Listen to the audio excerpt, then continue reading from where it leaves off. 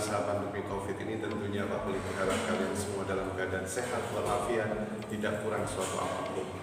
Baik, kali ini Pak Koli akan menyampaikan tentang Al-Quran sebagai pedoman hidup.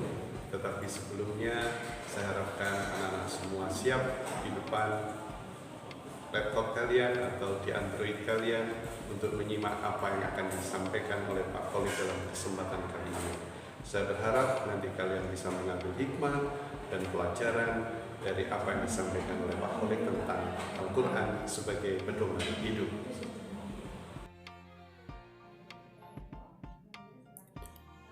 Bab 1. Beriman pada kitab-kitab Allah Subhanahu wa Ta'ala. A. Al-Quran dan kitab-kitab Allah Subhanahu wa Ta'ala lainnya. B. Intisari Al-Quran dan perilaku beriman pada kitab-kitab Allah Subhanahu wa Ta'ala. Al-Quran dan kitab-kitab Allah Subhanahu wa Ta'ala lainnya. Kita semua mengetahui bahwa Taurat diturunkan kepada Nabi Musa alaihi salam untuk Bani Israel. Kemudian kitab Zabur diturunkan kepada Nabi Daud alaihi salam juga untuk Bani Israel. Dan kemudian Nabi Isa alaihi salam oleh Allah diberikan kitab Injil diperuntukkan untuk Bani Israel.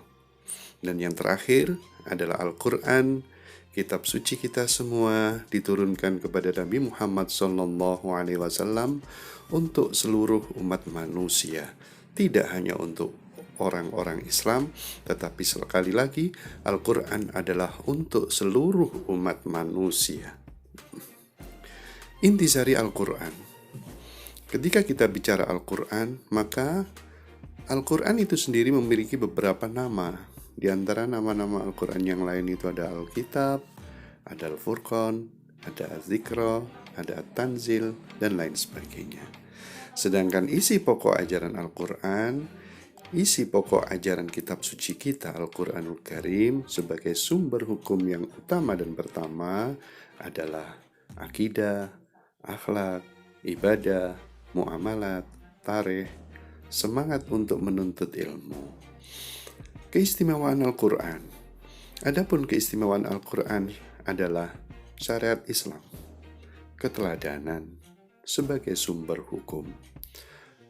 Al-Quran sangat istimewa karena di dalamnya berisi tentang banyak iktibar, pelajarannya dipetik dari berbagai macam persoalan hidup manusia yang terkait dengan persoalan hukum. Banyak keteladanan-keteladanan yang dicontohkan di dalam kitab suci Al-Quran, yang kita diantaranya bisa kita lihat kisah Luqmanul Hakim, kemudian kita juga bisa melihat kisah para nabi dan rasul yang lain yang begitu banyak di dalam kitab suci Al-Quran. Harus kita jadikan sebagai sumber hukum yang utama dan pertama. Perilaku beriman kepada Al-Quran. Ketika kita mengaku beriman kepada Al-Quran, kita sebagai kaum muslimin dituntut juga untuk percaya bahwa Taurat, Zabur, Injil, dan Al-Quran merupakan firman-firman Allah Subhanahu wa Ta'ala.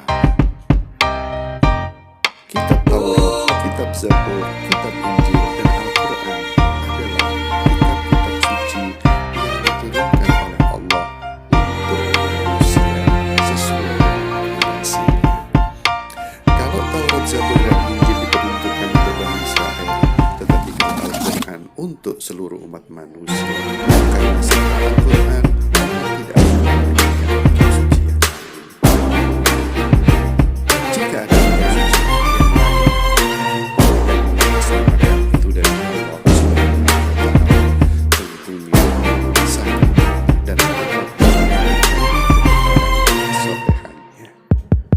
Anak-anak sekalian, hikmah beriman kepada Al-Quran di antaranya adalah dapat meningkatkan keimanan kepada Allah Subhanahu wa Ta'ala dan menjadikan hidup kita lebih teratur. Al-Quran harus kita jadikan sebagai pedoman hidup. Saat itu harus rajin kepada Rasulullah SAW. Zainul Qulub bi qiraatil Quran. rumah penuh dengan bacaan-bacaan Al-Quran. Artinya, kita harus membaca Al-Quran bagi setiap anggota keluarga yang ada di dalam rumah. Tidak berarti kita ambil kaset, qiraah, kita bagikan, kita bagikan, sehingga kita asik tidak apa yang sedang kita lakukan. Yang paling baik adalah sempatkan masing-masing anggota keluarga waktu mungkin 5 menit, mungkin nanti sholat fardu membaca 1 lembar, 2 lembar kita baca Al-Quran. Syukur-syukur kalau Al-Quran kelak akan memberikan syafaat kepada mereka-mereka yang memegang teguh, rajin membaca, mengamalkan isinya. Al-Quran akan terus menyertai orang-orang yang senantiasa membaca, memahami, dan mengamalkan dengan kitab suci Al-Quran.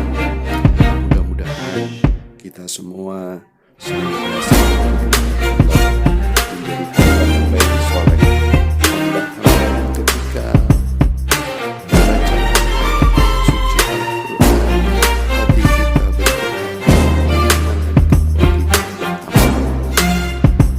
sebagaimana firman Allah Subhanahu wa ta'ala, wa idza quri'al Qur'an fastami'u lahu wa ansitu la'allakum turhamun. Apabila sedang dibacakan Al-Quran, maka diamlah supaya Allah memberikan rahmat kepada kita. Idza dzukirallahu wajilat qulubuhum wa idza tuliyat ayatuhu zadatuhum imana wa ala rabbihim yatawakkalun. Apabila disebut nama Allah, bergetarlah hatinya. Apabila dibacakan ayat-ayat Allah, maka bertambahlah iman dan takwa orang itu kepada Allah Subhanahu wa ta'ala, dan orang itu hanya berserah diri kepada Allah Subhanahu wa ta'ala. Anak-anak sekalian, itulah materi kita pada hari ini. Jadi Al-Quran tidak sekedar dibaca, tapi harus kita lakukan selama hidup kita, selama kita mengarungi kehidupan kita.